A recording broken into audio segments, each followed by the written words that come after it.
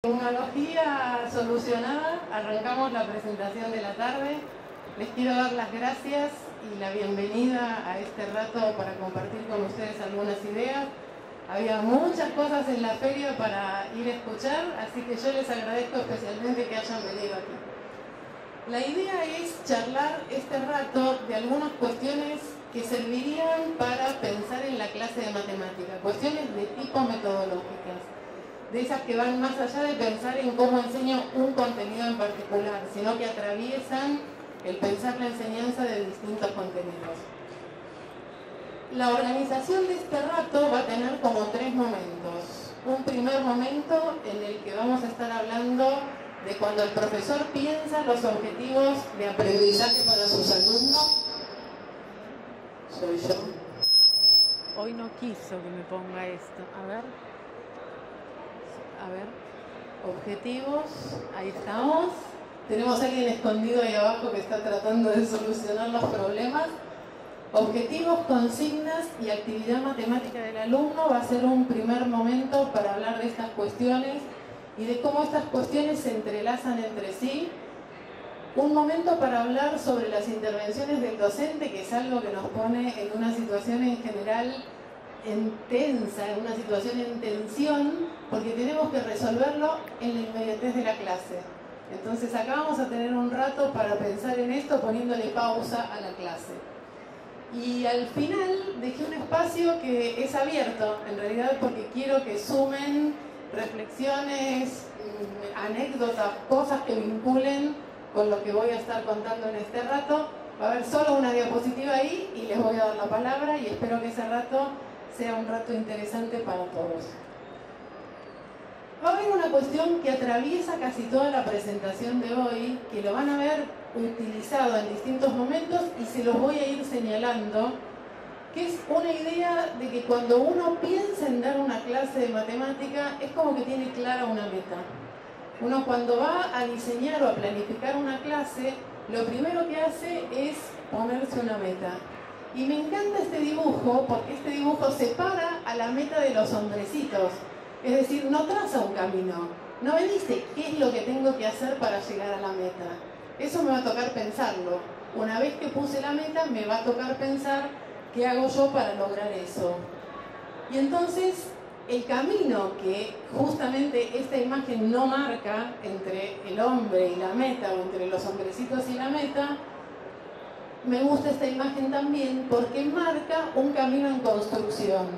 No es que es un camino que ya está trazado y que a mí solo me toca elegirlo. A mí, profe, que me voy a poner una meta cuando vaya a enseñar matemática, yo voy a estar acá, voy a tener claridad en la meta y me va a tocar construir mi propio camino.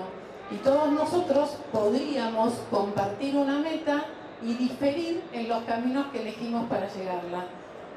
Van a ir viendo a lo largo de toda esta charla que esta idea de tener una meta, estar en un lugar y tener que transitar un camino en construcción que vamos a ir armando nos va a ir acompañando en planos que son totalmente distintos unos con otros. Primera cuestión, como les dije, vamos a hablar un cachitito de objetivos, consignas y la actividad matemática que hace un alumno en nuestra clase. Cuando uno piensa en los objetivos, y acá empiezo a usar mi imagen de la meta, el objetivo expresa el norte, esa meta que acabo de dibujar, el lugar al que yo quiero que mis alumnos lleguen. Los objetivos los pienso desde el punto de vista del profesor. El profesor piensa qué es lo que sus alumnos van a aprender. Me pongo en el lugar de mis alumnos y pienso qué es lo que ellos van a aprender. No pienso qué es lo que yo voy a dar en la clase. Eso sería mucho más simple. Yo en la clase voy a dar esto, esto y esto. Es muy distinto eso a pensar qué quiero que mis alumnos aprendan en esta clase. Y después me va a tocar pensar qué hago yo para lograr eso. No negociaríamos que si queremos que nuestros alumnos aprendan algo valioso de matemática, algunos de esos objetivos deberían ser cognitivamente exigentes. Deberían exigirle a nuestros alumnos el uso de la cabeza, un uso interesante de la cabeza con la matemática. No los voy a resignar. Entonces, aunque en alguna otra ocasión pueda tener algunos objetivos que no lo sean, en donde quiero practicar una técnica, o desarrollar o aplicar alguna técnica, algún procedimiento que hayamos aprendido. No negocio que algún objetivo en toda la enseñanza de la matemática exija de mis alumnos algo más que este tipo de ejemplos que daba recién. En función de los objetivos, uno piensa todo lo que va a hacer en la clase.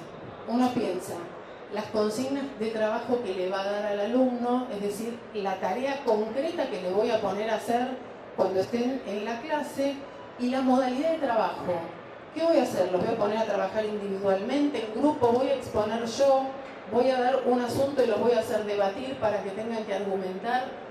Es decir, planteado el objetivo, las consignas y la forma de trabajo quedan como supeditadas al objetivo. Y son en parte mi elección o mi construcción de ese camino. Yo construyo el camino cuando voy eligiendo las consignas y la forma de trabajo. El objetivo me marca la meta y la construcción del camino es cómo decido responder, cómo decido construir ese camino. Los objetivos marcan lo que el profe debería evaluar. Noten que tiene comillas y eso no es casual. Suele pasar que hay una distancia entre lo que el profe quiere que sus alumnos aprendan y lo que después se evalúa. Muchas veces es sin querer, o sea, no lo hago a propósito, pero doy o enseño un tipo de cosa y evalúo otra. Si uno piensa que los objetivos marcan la meta que quiero lograr, lo que quiero que mis alumnos aprendan, sería razonable que uno evalúe eso. Se dan cuenta que en esa evaluación también evalúo mi trazo del camino. O sea, yo voy a evaluar si mi propuesta me funcionó o no me funcionó en esta historia. Cuando pensamos en las consignas, piensen exactamente en lo que uno le daría a su alumno para que resuelva en la clase. El enunciado, tal como lo sacaría de un libro, tal como lo diseñaría, tal como le llega a quien va a resolver. Yo les voy a contar aquí nuestro norte, es decir, la meta que nosotros proponemos que se podría tener para el momento de diseñar una consigna. ¿Qué quisiera de las consignas? Quisiera consignas en las que los objetos matemáticos puestos en juego, que quiero que mi alumno aprenda, sean necesarios para resolver la actividad. Es decir, si yo pienso que voy a enseñar algo de un contenido X, lo que quisiera es lograr un enunciado de una consigna en donde eso que yo quiero que mi alumno aprenda sea necesario para resolver. Ese es mi norte, voy a intentar eso. Tal vez en algún momento lo resigne, pero quiero probar eso. Quisiera una consigna que no suene artificial. Es decir, que cuando el alumno la reciba, no diga, pero ¿qué me está diciendo? ¿Que las manzanas cuestan $1,20 en esta Argentina de hoy? O que, no sé, algo de un boliche, que no existe el boliche, que la entrada del boliche cuesta $20 cuando... ¿Se dan cuenta? Es decir, si voy a hacer el esfuerzo de poner un enunciado en un contexto extra matemático, que no suene artificial, que no se vea que eso seguro que no es así, porque inmediatamente el alumno entiende que el profesor le está armando eso porque hay algo de matemática que está queriendo aprender, que no es una genuina pregunta, ¿está bien? Otra cuestión que quisiera de las consignas es que favorezcan la argumentación, que favorezcan la comunicación, que favorezcan la exploración y que favorezcan la reflexión metacognitiva. Me voy a detener en las tres anteriores, en las tres primeras: argumentación, comunicación y exploración. Y quiero tratar de justificar por qué uno quisiera como norte, como meta, cuando voy a diseñar una consigna, que favorezcan estas tres cuestiones. Si uno piensa en la matemática como ciencia, estas cuestiones son como inherentes a la matemática. La argumentación en matemática, la forma de comunicar los saberes matemáticos. Nosotros usamos dos lenguajes. Somos casi los únicos que para hablar de matemática usamos nuestro castellano, español o como le queramos llamar, y símbolos. Entonces, lograr que un alumno se comunique matemáticamente conmigo me obliga a trabajar ese vínculo entre los lenguajes. Entonces, comunicación, argumentación y exploración. La exploración, porque es algo de lo que hace el matemático. El matemático, cuando tiene una conjetura que genuinamente no sabe si es o no válida en la matemática, necesariamente explora, no tiene la menor idea de si lo que está postulando vale o no vale, y usa diversas estrategias, reformula el enunciado, cambia condiciones, simplifica el caso, es decir, genuinamente hace esa exploración porque no sabe si vale, que no es la situación que se da en la clase. En la clase, el profe en general sabe que lo que le está planteando tiene o no una tal resolución. Entonces, yo puedo querer que mi alumno explore. Esa exploración lo acerca al quehacer del matemático. ¿Se dan cuenta? En alguna medida ficticio, si uno quiere. Salvo que el profe sea más osado y de verdad le ponga algo que él no sepa cómo se resuelve. Que de esos osados los hay y son bienvenidos. ¿Por qué el último punto? ¿Por qué quiero en algún momento que lo que le doy a hacer al alumno favorezca la reflexión metacognitiva?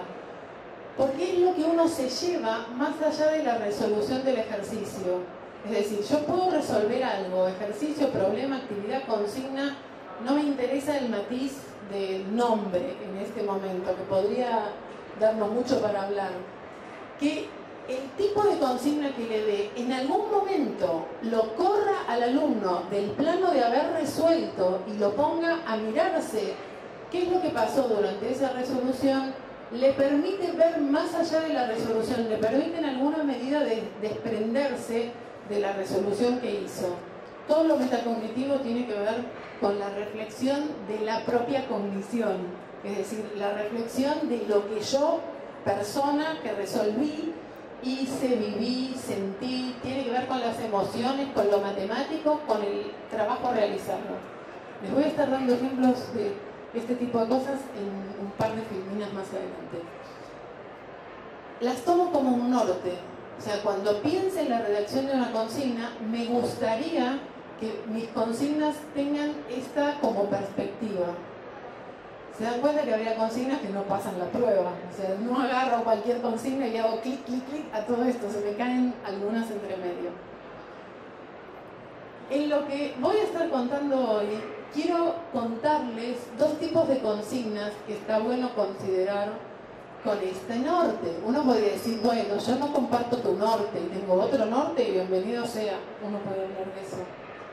Habría consignas que son de tipo matemática y consignas que son de tipo metacognitiva. Cuando digo consignas matemáticas, imagínense las clásicas actividades de los libros, las clásicas actividades que están en internet. Cuando hablo de las consignas de tipo metacognitiva, es raro que los libros o internet expresen un enunciado para sus alumnos que los invite a hacer una reflexión sobre lo trabajado. No es que nunca se da, pero es raro. Sin embargo, suelen, y tal vez muchos de ustedes me lo digan al final cuando les abra el espacio para que digan cosas, suele el profesor reconocerse que intenta hacer ese tipo de preguntas en las puestas en común. Suele a veces pasar eso. Yo acá las pienso como consignas que hasta las voy a redactar. Voy a pensar, si tuviera que planificar una clase, en cómo le redacto una consigna para que mi alumno genere o haga una reflexión metacognitiva sobre lo que resolvió matemático un tiempo antes. En estas consignas de tipo metacognitiva las clasificamos en dos. Por un lado, consignas metacognitivas matemáticas y otras que llamamos personales. Las matemáticas, las consignas metacognitivas matemáticas, tienen que ver con el tipo de reflexión que el alumno va a hacer sobre la resolución que hizo antes, pero focalizado en cuestiones matemáticas. Específicamente lo quiero hacer reflexionar sobre lo matemático que usó, que no usó, que le sirvió, que no le sirvió.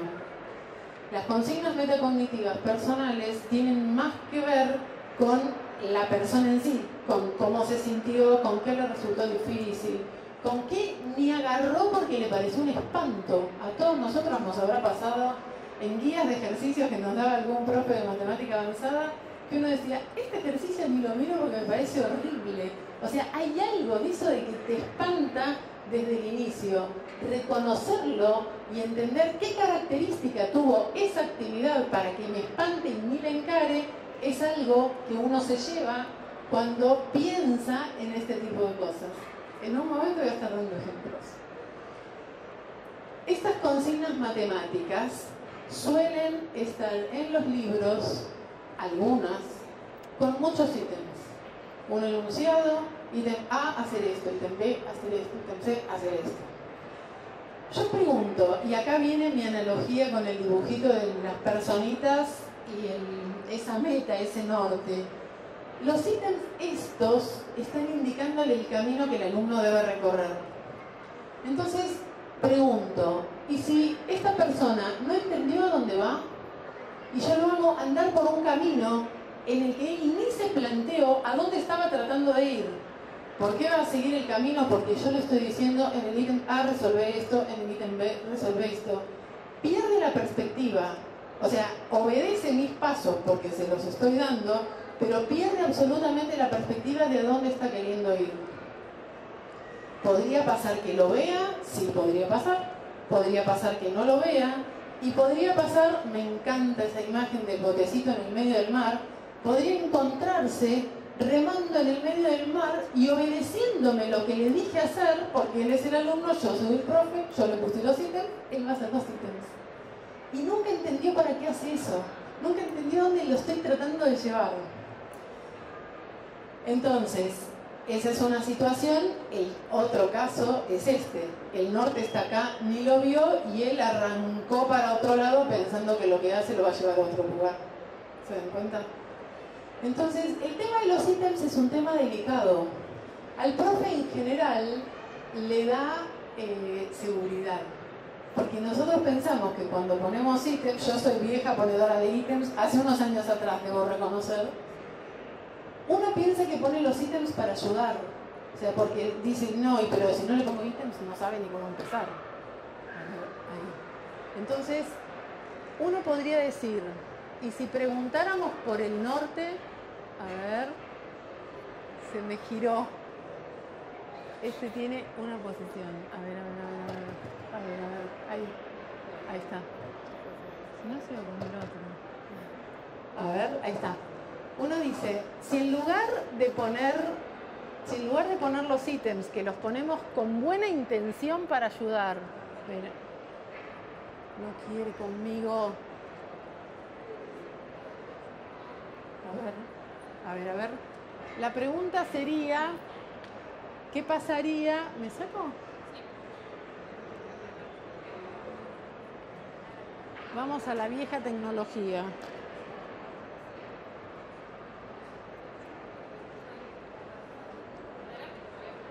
Sí, está aprobado.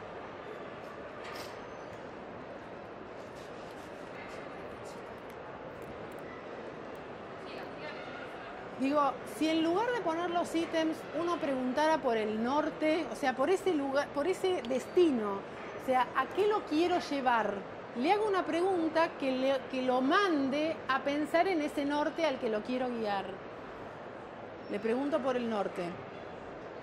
El que ahora no va a saber el camino va a ser el alumno, porque le quité los ítems. Al quitarle los ítems, le cambio el camino. A ver ahora. Bueno, entonces uno dice, borro los ítems que me marcan un camino donde él podría no tener ni idea dónde va. A cambio de eso, hago una pregunta que guíe o organice la pregunta para marcarle a dónde lo quiero llevar. Y entonces al alumno es a quien le queda trazar su camino. Ese sería el camino que hace el alumno.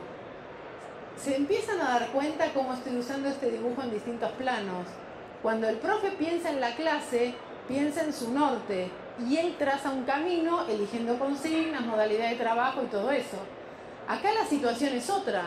Cuando el profe pone la consigna y hace una pregunta que lo guía al norte, no le está diciendo cómo tiene que resolverlo, no le está diciendo cómo hacer para llegar ahí. Le toca al alumno decidir cuál es el camino que quiere hacer.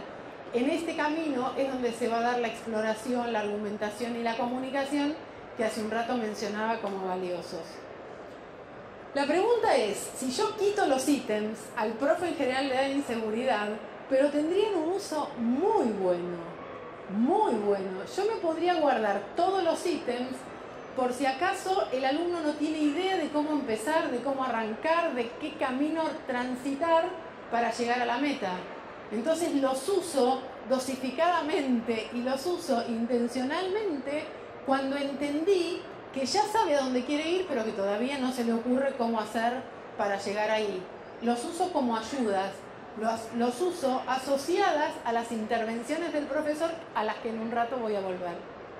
Entonces, tiene que ver los ítems con borrar el camino que el profe sabe que siguiéndolo se llega a la meta y dejarle la libertad al alumno a que él construya su camino.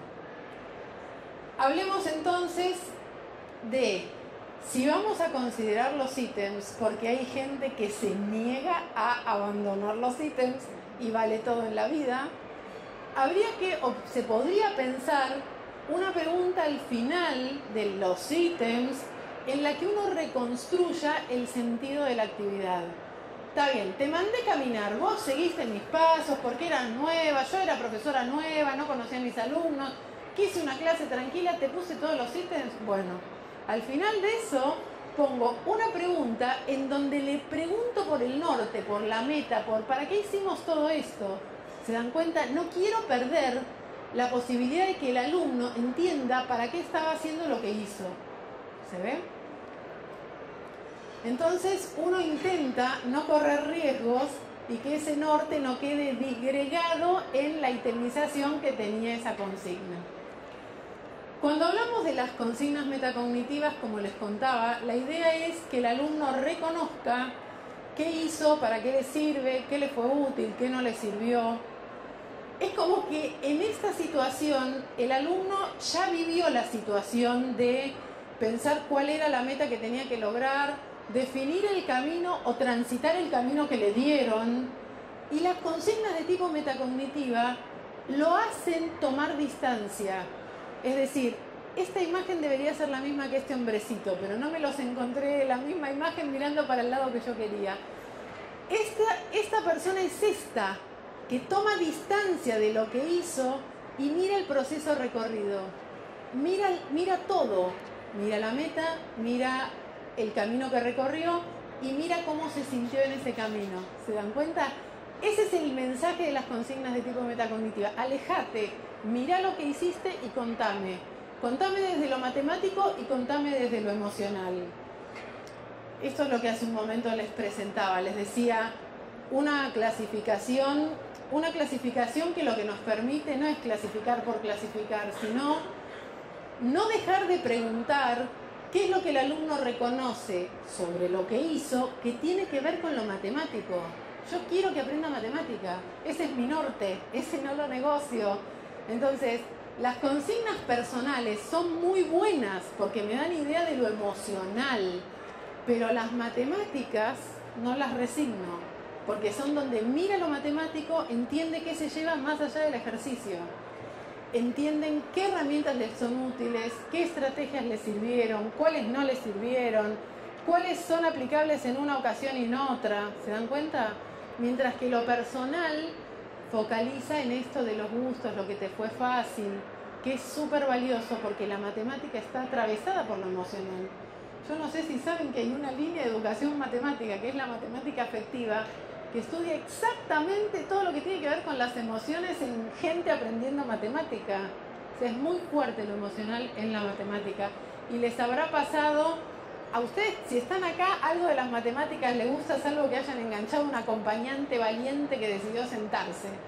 Pero si no, si ustedes están acá, algo de la matemática claramente les gusta y no padecieron tal vez ese miedo, frustración o espanto que a mucha gente le genera la matemática, y que esta cuestión de lo personal permite poner en evidencia y a partir de ahí hacer algo, si puedo. Retomo algo sobre los objetivos para acercarme a los ejemplos que quiero mostrar. Habíamos dicho que expresan el norte, que algunos estaría bueno que sean cognitivamente exigentes y que en función de los objetivos pienso las consignas y el modo de trabajo en la clase, y que sería fantástico que sea lo que luego el profe evalúa. ¿Qué pasaría si nos planteáramos entre nuestros objetivos algún objetivo de tipo metacognitivo?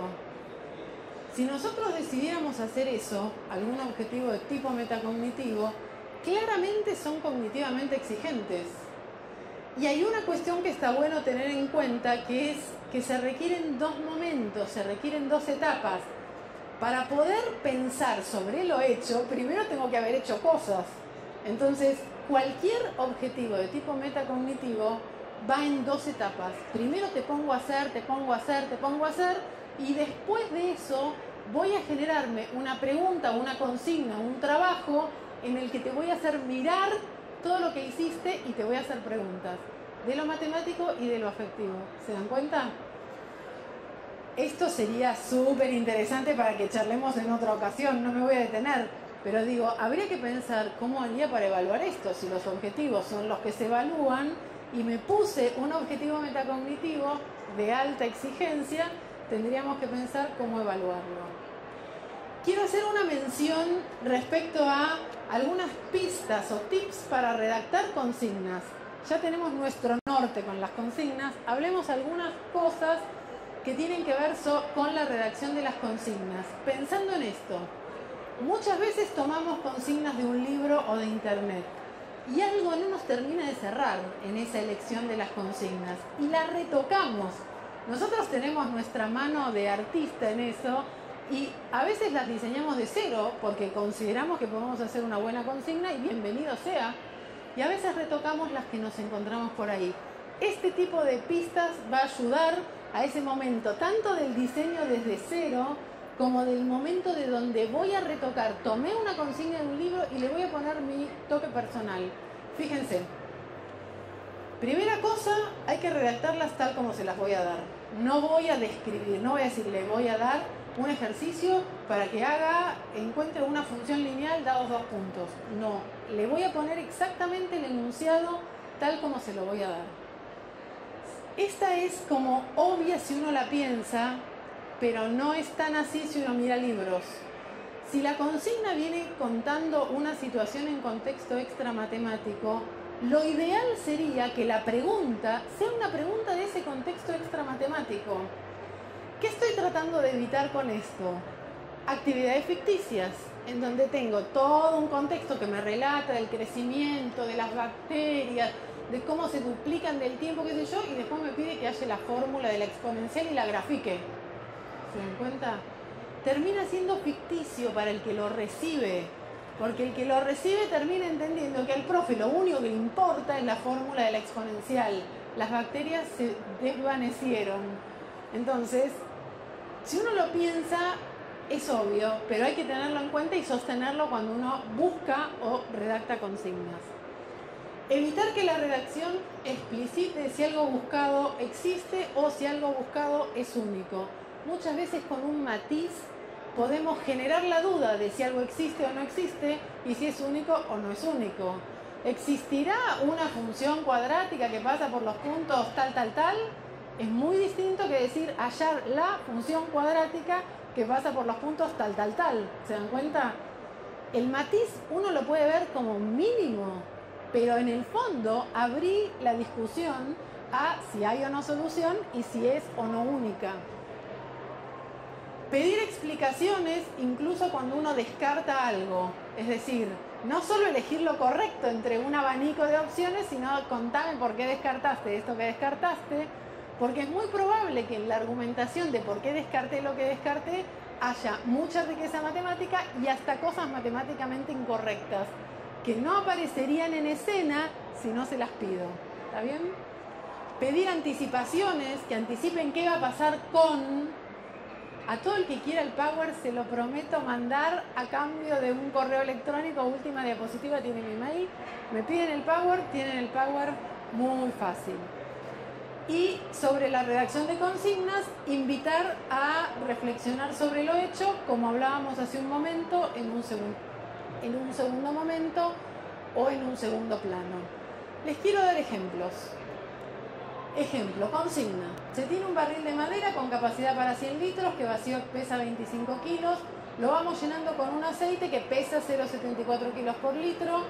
Ítem A. ¿Cuánto pesa el barril si se le ponen 5 litros, 10 litros, 15 litros? Ítem B, hallar la fórmula que permite encontrar el peso del barril en función de los litros de aceite. Me lo tendrían que destruir. Si les diera el micrófono acá me lo destruyen esta actividad. Ítem C, graficar. Se dan cuenta que no pasa ninguno de los criterios anteriores. Veamos cómo podemos moverlo. Lo que uno entiende con esta consigna es qué es lo que querría el docente. Acá la copié para que la tengan de machete. Uno entiende rápido qué es lo que querría el docente. Al profe le importa la fórmula y al profe le importa el gráfico. Todo lo demás es ayuda para que este chico, que él cree que solo no lo va a poder hacer, logre encontrar la fórmula y logre hacer un gráfico. Entonces, esto me devela el enunciado, si uno lo piensa, la intención del profe y para qué puso cada uno de los ítems. Veamos esta reformulación. Me di cuenta que tenía ese problema, entonces vengo y la retoco un cachitito. Se tiene un barril de madera que pesa 25 kilos vacío, tiene capacidad para 100 litros. ¿Es posible que el barril pese 106,4 kilos vertiendo aceite que pesa 0,74 kilos por litro? Explicar. Este lo mejora un poco. Quitó pasos, quitó el camino, ¿está bien? Pero tiene un problema, que es que no necesariamente lo que el profe quería, que era que aparezca la fórmula y que grafique, no necesariamente se pone en juego. Entonces ahí entramos en un problema, porque el profe mejora la consigna, pero la consigna no le sirve para lo que él quiere, y él quiere que la consigna le sirva para su meta. Entonces no me termina de servir. Esta no es para que mucho la lean, yo les cuento de qué se trata. Acá aparecen dos barriles, uno que pesa 30 kilos vacío y tiene capacidad para 100 litros y transporta un aceite que pesa 0,861 kilos. Son valores reales. En esto de lo que no sea ficticio, si ustedes buscan en internet, existen aceites que pesan estos disparates que les estoy mostrando aquí. Hay otro barril que está hecho con un material más resistente pero más liviano, que pesa 25 kilos. También tiene capacidad para 100 litros. Y se usa para transportar otro tipo de aceite. La empresa necesita balancear una camioneta que traslade estos barriles. Si admitimos que los barriles pueden no ir llenos de todo, ¿sería posible cargar barriles de cada tipo con sus correspondientes aceites y que se equilibren en peso? Pensar cómo lo explicarías al empresario si eso no es posible. Se dan cuenta que en el fondo está el mismo contenido matemático, si uno lo quiere ver. Se dan cuenta que la consigna respeta el contexto y empieza como a preguntar en ese contexto. Esta se empieza a aproximar a los criterios que hace un rato mencionaba. ¿Se ve? La fórmula aparece necesaria en el momento que uno tiene que igualar los pesos de los dos barriles. Queda una ecuación en donde igualo dos funciones lineales. ¿Está bien? Entonces, sin eso, con estos números, al tanteo no podrían encontrar el valor. Entonces, le di una vuelta de rosca al enunciado de la consigna que me permite mantener mi objetivo, porque ese no lo quiero perder, pero que a su vez empieza a poner en escena otro tipo de elementos como los que mencionábamos en los criterios. Ejemplos de consignas metacognitivas matemáticas. Imagínense que uno resolvió del tipo del problema del barril o similares con funciones lineales o con ecuaciones lineales. Uno podría preguntar cosas de este estilo para que vean el estilo de las consignas metacognitivas de tipo matemática. ¿Hay algún conocimiento matemático que te resultó clave para resolver la actividad? ¿Algo del planteo te complicó la resolución? Por ejemplo, te podrían decir lo de los números, el 0,981, o sea, que el número ese me complica, que si en lugar de eso hubiera tenido uno, lo hubiera hecho mucho más fácil. Son cosas que quiero que mi alumno se dé cuenta, no se las digo. ¿Qué ventajas y desventajas advertís al trabajar con la tabla de valores, con la expresión, con el gráfico de la función lineal? ¿Qué te llevas de esta actividad para cuando tengas que resolver una nueva? O sea, tomo distancia, miro lo que hice y trato de ver qué me llevó. Ejemplos de consignas metacognitivas personales. ¿Alguna de las consignas que resolviste te resultó más fácil o menos fácil? Si fuera el caso, podrías decirme por qué. ¿En alguno de los casos te sentiste bloqueado? ¿Qué hiciste? O sea, me reconozco bloqueada. ¿Qué hago? voy, corro, pido ayuda, le pregunto al profe, le pregunto a un compañero, lo dejo y me voy a ver la tele. O sea, pensá cómo reaccionás vos cuando estás bloqueado, porque vamos a estar bloqueados muchas veces, ante resoluciones de distinto tipo. ¿Qué aprendiste hoy? ¿Reconoces algo que no hayas terminado de aprender? Este es el tipo de preguntas que invitan a que nuestros alumnos hagan una reflexión metacognitiva de tipo personal, como para que se lleven un ejemplo. Cuando hablábamos, yo dije actividad matemática, objetivos, consignas y actividad matemática del alumno. Cuando hablemos de la actividad matemática del alumno, les voy a contar nuestro norte, o sea, lo irrenunciable, nuestra meta, lo que nos gustaría que ocurra. Que es que el alumno se aproxime al quehacer matemático. Van a estar viendo todo en consonancia con esto, en particular los criterios que hablábamos antes. ¿En qué sentido el quehacer del matemático? Al animarte a explorar, fíjate qué encontrás y qué no, reformular, cambiar las hipótesis. No quiero una resolución pulida como primer intento. Entonces, cuando uno piensa cuál es la actividad matemática que realizará el alumno en nuestra clase, hay que considerar para eso un par de cosas a la vez, articuladas entre sí, que van a ser el contexto que ahora digo que es, el objetivo que el profe se propuso para sus alumnos y la consigna. Es decir, la actividad matemática que mi alumno haga va a depender de lo que el alumno venía haciendo, de las cosas que sabe, de los conocimientos previos, todo eso lo incluyo en el contexto. Del objetivo que el profe se planteó y de lo que el profe le dio para hacer. De eso depende la actividad matemática que haga el alumno. El contexto tiene esto que decía, los saberes previos, el tipo de trabajo, el lugar en que se inserta en una clase. Imagínense que el ejercicio del barril, si ya hicieron 5 ejercicios de barriles con distintos litros de aceite cada uno, y después de ese quinto le meto el que acabo de dar, la actividad matemática tiene un matiz totalmente diferente a que si el ejercicio último del barril es el primero que pongo cuando quiero estudiar función lineal. A eso me refiero con el lugar en el que se inserta en la clase. O sea, ¿qué viniste haciendo antes y yo ahora te doy esto? Cambia mucho según lo que haya estado haciendo. En función del contexto, el profe elige el objetivo, en función del objetivo, el profe elige la consigna. Esto para nosotros se denomina una tarea que tiene que darse en un todo coherente. Es decir, puedo tener un contexto y un objetivo fantástico y la consigna no ir acorde al objetivo. O sea, el pibe hace la consigna, pero con esa consigna no aprende lo que yo dije que quería aprender. O puedo tener una consigna maravillosa y en realidad el objetivo que me planteé con esa consigna no está bien expresado. Entonces tiene que esto darse en un todo coherente. Les voy a mostrar ejemplos de tareas. No lean todo. Vamos a empezar por acá. Los ejemplos que les voy a dar, todos comparten la misma consigna. Para que vean qué distinto es meter una consigna en la clase habiendo venido haciendo distintas cosas y con un objetivo que en otras circunstancias. Imaginen esto, los estudiantes conocen ecuaciones lineales, trabajaron transponiendo términos y en ecuaciones descontextualizadas y plantearon simbólicamente ecuaciones a partir de enunciados en lenguaje natural. Esta consigna se inserta en un momento de repaso y el profesor indica que trabajarán los alumnos de manera individual. El objetivo que plantea y resuelva ecuaciones. Y la consigna es una consigna que dice que el padre tiene 35 años, el hijo 5.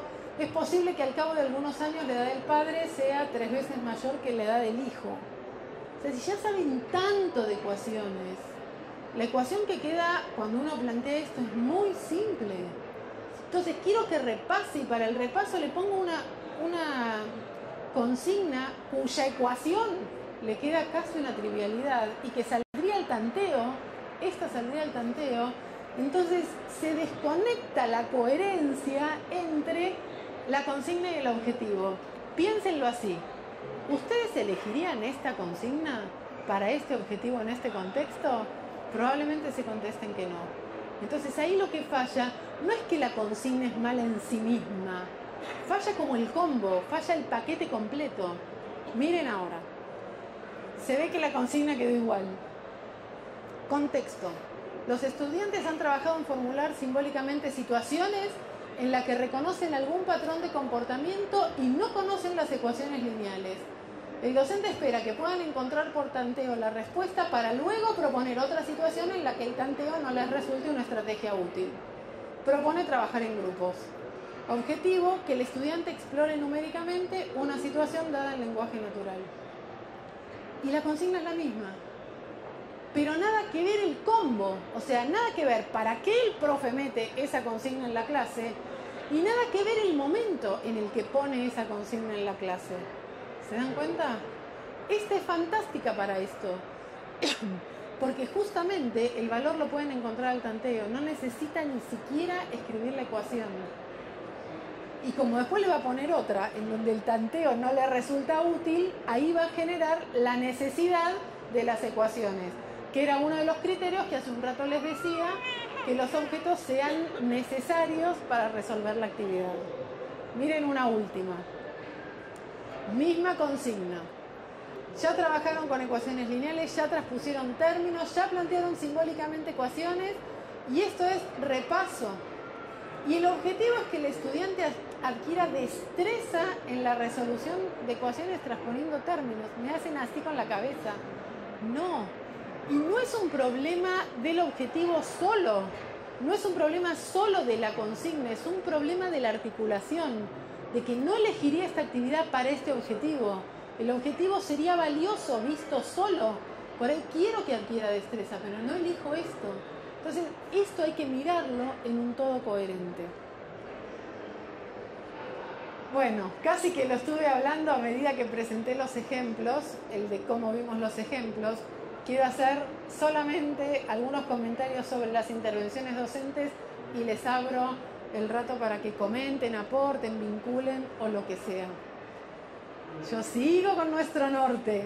Les voy a decir cuál es nuestro objetivo, cuál es nuestro norte, esa meta, cuando uno piensa en cómo intervengo en el aula cuando un alumno me llama y me hace una pregunta. Hay como dos criterios rectores. Primer criterio rector, para que yo piense cómo voy a intervenir, yo quiero que mis alumnos se den cuenta de las cosas. No se lo quiero decir. Ese es un criterio rector. Voy a hacer algo, le voy a preguntar algo, le voy a decir algo, le voy a cambiar algo para lograr que él se dé cuenta de algo en lugar de yo decirle algo. Ese es un criterio que rige. Y el otro, me fui para el otro lado, tratar de entender qué pensó el alumno e intervenir a partir de ahí. Es decir, no venir con un cassette así como preformateado en donde vos me preguntaste y yo te voy a dar una pista de cómo se hace, llevándote a mi forma de resolver. Voy a tratar de entender a como dé lugar lo que el otro pensó para poder a partir de ahí intervenir. E intervenir sin decirle, sino tratando de que el otro se dé cuenta. ¿Está bien? Algunas pautas en esta lógica. No dar más información de la que el alumno trae al momento de consultar. Por ahí viene inocentemente con una pregunta y nosotros le devolvemos una intervención en donde le mencionamos teoremas, objeto matemático, le metemos palabras que él ni trajo. Viene y me pregunta algo y yo le devuelvo como un balde de información. No quiero hacer eso. Quiero ceñirme a lo que él me está preguntando y con sus palabras tratar de entender lo que dijo, tratar de darme cuenta qué es lo que hizo mal e intervenir para que él se dé cuenta cómo salir de ahí. No llevarlos a nuestra forma de resolver va alineado con uno de estos criterios rectores que les decía. No dejar pasar nada, en eso somos expertos. Veo algo que está mal escrito en el cuaderno, cuando me pregunta otra cosa oralmente me pregunta algo y yo le contesto oralmente, pero vi algo en el cuaderno escrito, no se lo dejo pasar. Voy a tratar de que se dé cuenta que algo mal hay ahí. No solo pedir explicaciones cuando las cosas están mal matemáticamente, porque si no, cada vez que el profe le diga, ¿y te parece que esto es así? ¿O por qué te parece que hiciste esto? El alumno ya sabe que algo mal hizo, porque cuando lo hace bien no le pregunta. Entonces esto es contrato didáctico básico. Si solo me preguntás por qué, cuando las cosas están mal, te cazó la ficha al momento y ya sabe que hay algo mal y se lo pondrá a buscar. Ojo con las analogías. A veces nos traen una pregunta y nosotros lo llevamos a otro terreno y le contamos otra cosa que es súper parecida a lo que nos preguntó, pero después tengo que volver del otro terreno al terreno en donde estaba la pregunta, y encima de contestarle la pregunta o de hacer que se dé cuenta de lo que me pregunta, tengo que explicarle la analogía. Entonces, ojo con eso, porque a veces yo me quedo reconforme con la analogía, que seguro que es súper pertinente, pero el alumno no vio la cercanía de ese otro caso con lo que era su genuina pregunta inicial. ¿Me explico? Entonces ahí tengo una tarea doble: explicarle la analogía y volver sobre su primera pregunta para que él se dé cuenta de qué pasó ahí. Y tener un plan con la intervención, es decir, cuando voy a intervenir, tengo un plan de, bueno, voy a intentar que haga tal cosa. Entonces, como que le contesto teniendo un norte en cada una de mis intervenciones. El tenemos límites es así, tenemos límites. Es decir, esto es tan bárbaro como criterios, me encantan, pero en la vida real uno tiene límites. O sea, intentás esto, pero llega un punto en donde no lograste destrabar, decile qué hacer. Pero ya sin culpa, porque uno ya hizo el intento y uno sabe que le está diciendo qué hacer. Que es distinto que intervenir diciendo qué hacer sin darme cuenta que arruiné la actividad o que le estoy diciendo por demás cosas. ¿Se dan cuenta? O sea, el tenemos límites es, todo esto muy bien, uno lo tiene como criterio rector, pero en la vida real hay que ver hasta dónde uno puede sostener esto, porque te embarrás tanto que el alumno se te harta de tus preguntas y que no destraba y que se embarra cada vez más, que hay que tener límites y salir de alguna forma. Pensemos algunos casos típicos, estos nos han pasado a todos. El alumno que te dice, no entiendo, y vos decís, ¿qué cosa no entenderá? O que te dice, ¿cómo empiezo? Profe, ¿cómo empiezo? Y vos ni siquiera sabés si entendió o no la consigna. Un alumno así está claro que todavía ni tiene clara la meta, no tiene claro lo que el ejercicio le está pidiendo, no lo ve. Entonces, el que no lo ve, por ahí te pide el camino, no le importa no ver a dónde va, porque él sabe que tiene que hacer lo que tiene que hacer. Entonces puede no importarle a dónde va y pedirte el camino, decime qué hago. Decime qué querés que haga. Entonces, no negociable. Digo, no me muevo si no tengo una meta y trazo el camino, menos le voy a decir a un alumno qué hacer si me di cuenta que ni siquiera entendió lo que tiene que hacer. ¿Estamos de acuerdo? Algunas ideas. Ante cada consigna el estudiante debería saber que tiene que reconocer qué cosa tiene que alcanzar y que tiene que saber que él va a decidir cómo hacerlo. Esto todo se vincula con nuestro dibujito inicial. O sea, el alumno tiene que reconocer qué es lo que se espera de él y tiene que decidir qué camino transitar. Otra vez sopa. Les dije que este nos iba a acompañar en toda la charla, con usos distintos. El alumno necesitará identificar qué cosa le pide la actividad, cuál es el norte. Tiene que poder decir qué está buscando, qué le pidió a la actividad, una fórmula, un número, un gráfico, qué es lo que me están pidiendo, qué esperan de mí. Y reconocer qué datos tiene, y tiene que reconocer que no debería empezar a hacer algo si no tiene claro qué es lo que anda buscando. ¿Vieron esa gente que ni siquiera terminó de leer el enunciado y ya está? Vos lo ves haciendo cuentas. Y vos decís, este no terminó ni de leer. Y le preguntás, ¿pero qué es lo que andás buscando? Y no lo sabe. Sabe que hay algo que tiene que hacer, no le importa qué es lo que está buscando. Hay que revertir eso. Las cosas se hacen porque necesito encontrar algo. En todos los planos. No me muevo si no tengo claro eso que quiero lograr. ¿Son claras las diferencias entre preguntar por el norte versus decirle cuál es? Preguntarle cómo será su respuesta versus decirle qué es lo que tiene que hallar. Vos tenés que hallar una fórmula. Vos tenés que plantear una ecuación versus preguntar qué es lo que estás buscando. Esas son las intervenciones que tienen un matiz casi contrapuesto, si uno lo quiere ver así. Preguntar qué datos tiene versus mostrarle cuáles son. Si empezó a hacer algo sin tener claro qué busca, preguntarle para qué y qué espera obtener, en lugar de decirle si va bien o no. ¿Está bien? Bueno, una cuestión clave, una vez que resolvió y luego de las intervenciones, preguntarle si las intervenciones del profe le fueron útiles, qué identifica de lo que uno le preguntó o le ayudó a destrabarse. Lo dije muy confuso. Preguntarle al alumno si se da cuenta qué de lo que el profe le dijo le sirvió o no le sirvió para destrabar esa situación en la que estaba. Preguntarle qué se lleva para cuando le toque encarar otra actividad. Versus contarle cómo encarar o resumirle cómo resolvió. En general nosotros resumimos lo que vimos, en lugar de hacer que el alumno se dé cuenta qué fue lo que hizo y lo resuma. Bueno. Yo dije que había una diapositiva de la que solo sigue, a continuación de esta siguen muchas gracias y mi correo electrónico para que se lo lleven, pero quiero abrir el espacio para que comenten, sumen, pongan matices, ejemplos, diferencias o lo que quieran sumar en este rato. El micrófono va a ir al que me lo pida.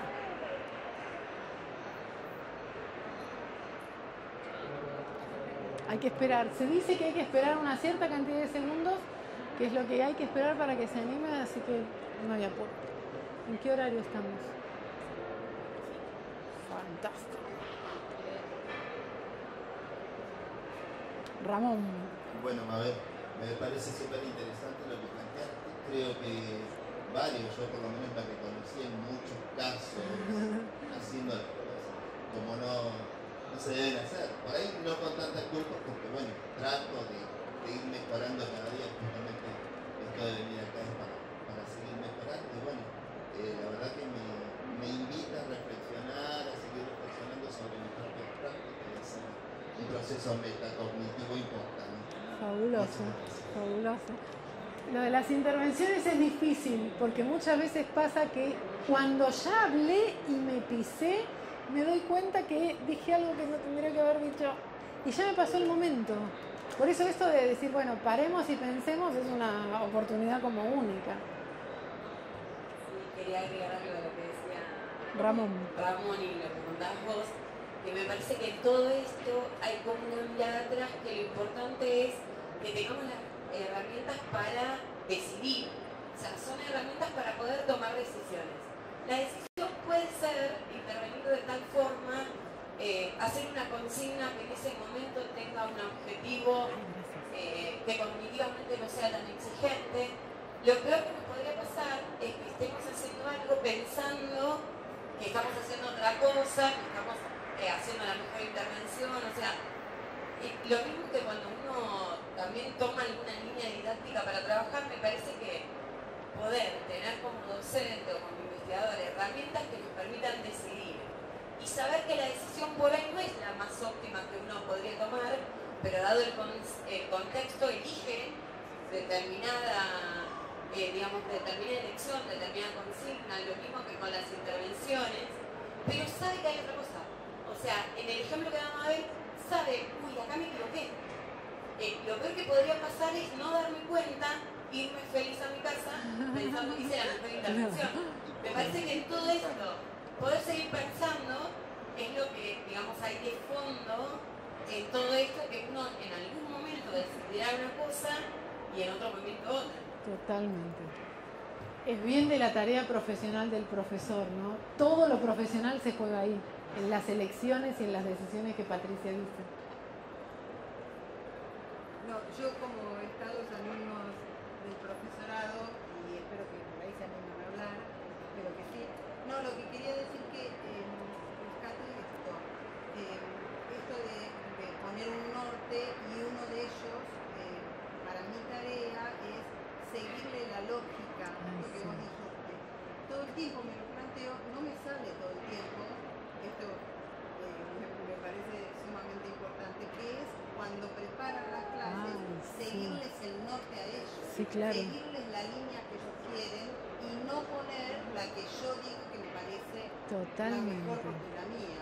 Totalmente. Eso me parece una cosa que me moviliza año tras año. Tengo muchos años y me sigue costando. Totalmente. Pero sí, súper valioso. Pero piensen esto. Cuando uno estudia para profesor de matemática, estudia para poder lograr que otros aprendan matemática. Lo que estudiamos profesorado sabemos qué hacer para que otro aprenda matemática. Nunca me puse a pensar qué hacer para formar a otro, para que ese otro logre que un tercero aprenda matemática. Entonces, nadie nos enseñó eso. Entonces, es otra cuestión y la reflexión es un aprendizaje constante, cosa que le copio a lo que está diciendo Ramón. Y parte de lo que nos toca hacer en nuestra vida profesional es seguir pensando sobre lo que estamos haciendo. O sea, lo metacognitivo nos lo llevamos para nosotros, no solo para que mis alumnos hagan lo metacognitivo. Al ver algún alumno que se anime, si quieren, vale todo.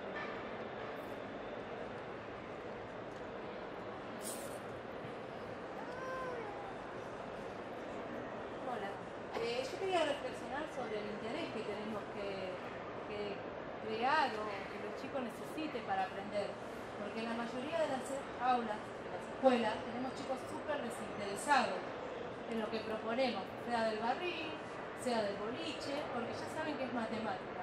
Entonces, por ahí crear el interés de investigación, preguntarse, ¿cómo voy a llegar a esto? También sería estar en esas preguntas, ¿no? Y lo que quería decir es que, bueno, a veces tenemos que motivar a los chicos a que sigan. Dale, vos podés. O sea, más allá de toda esta teoría, muchas veces en matemática últimamente son un poco psicólogos esos chicos. Lamentablemente, a favor, no sé. Porque se frustran. Se frustran cuando yo veía ese ejercicio, ¿no? Y yo pensaba, bueno, ¿se lo puedo dar a un chico de tercer año, de cuarto, de quinto, de sexto? No sé, porque primero tenemos que dar muchas herramientas. Y entonces pienso que hoy, para mí, ¿no? El chico de hoy tiene más probabilidades de aprender matemática de la que tuve yo, que soy más grande que los chicos que están acá. ¿Por qué? Porque tienen otro pensamiento más desestructurado que los nuestros. Como yo estudié esa matemática estructurada hace tantos años, pero se frustran. Entonces tenemos que modificarlo. Yo veo que los chicos de hoy tienen una capacidad increíble. Lo que pasa es que están un poquito mal orientados. Lo del norte me pareció fantástico, porque no lo había tenido en cuenta. Así que pienso que un poco de motivación a los chicos hay que darle, y yo lo que vi en mis últimas clases, porque yo trabajo hace 15 años, o más, y fui cambiando muchísimo. O sea, al principio era la estructurada, me acuerdo al principio, la primera clase que dieron, tenía que dar teorema del seno y coseno, y lo que primero hice fue hacer la demostración pitagórica, que me parecía excelente, los chicos me quedaban mirando así, no querían saber más nada, obviamente, me odiaban, y con el tiempo fui cambiando y fui reflexionando. Fabuloso. Qué mejor que evolucionar a raíz de la experiencia y la reflexión y estudiar y seguir aprendiendo. ¿Alguien más que quiera sumar algo? Dale.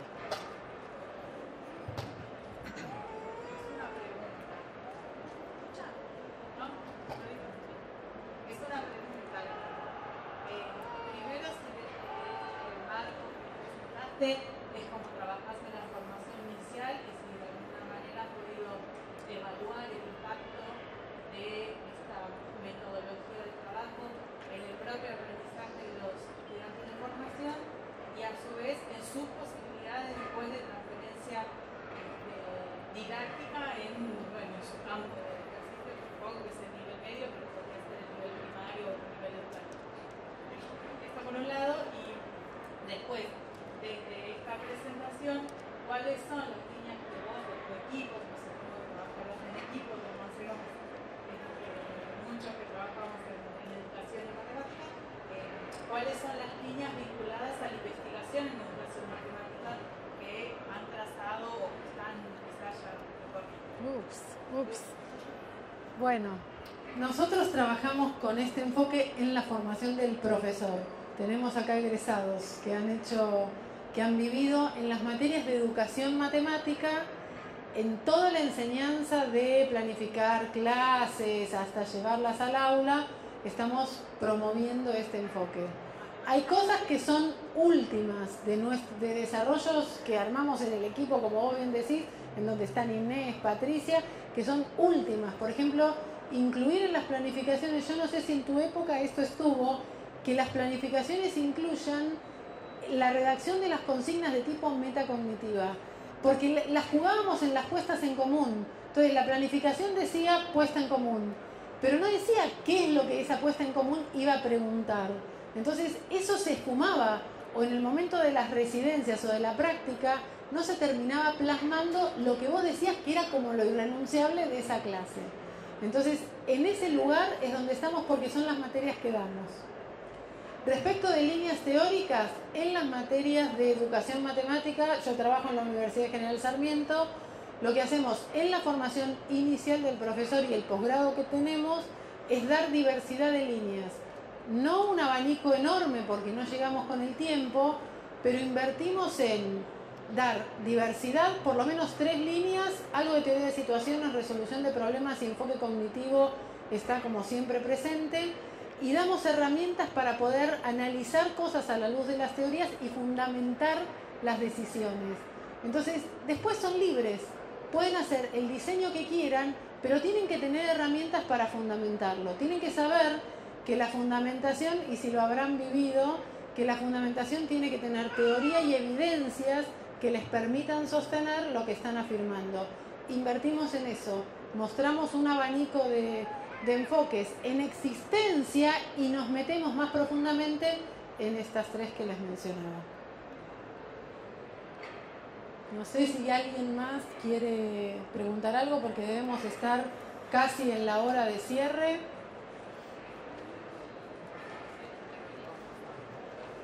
¿Cómo? ¿Quieres comentar algo? Dale, cuando quieras. Todo tuyo.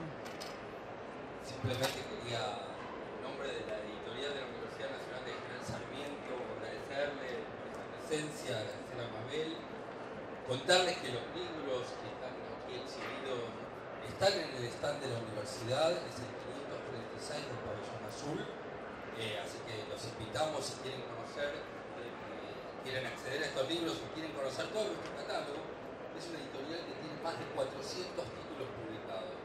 Hay muchos títulos de matemáticas, así que es un perfil de público, así que si quieren estar invitados a conocer nuestro stand, es un stand chiquito, pero que con mucho esfuerzo desde una universidad pública quisimos de alguna manera llegar al público lector que trae la Feria del Libro, y bueno, los invitamos a que los acompañen.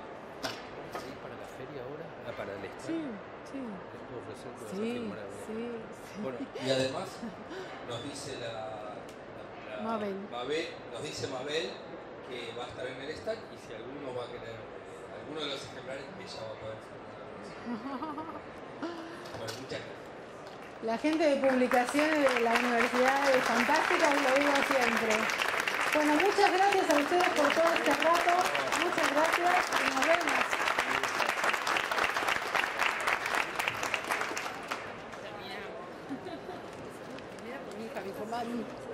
Gracias por venir. No participé porque me sentí para la secundaria.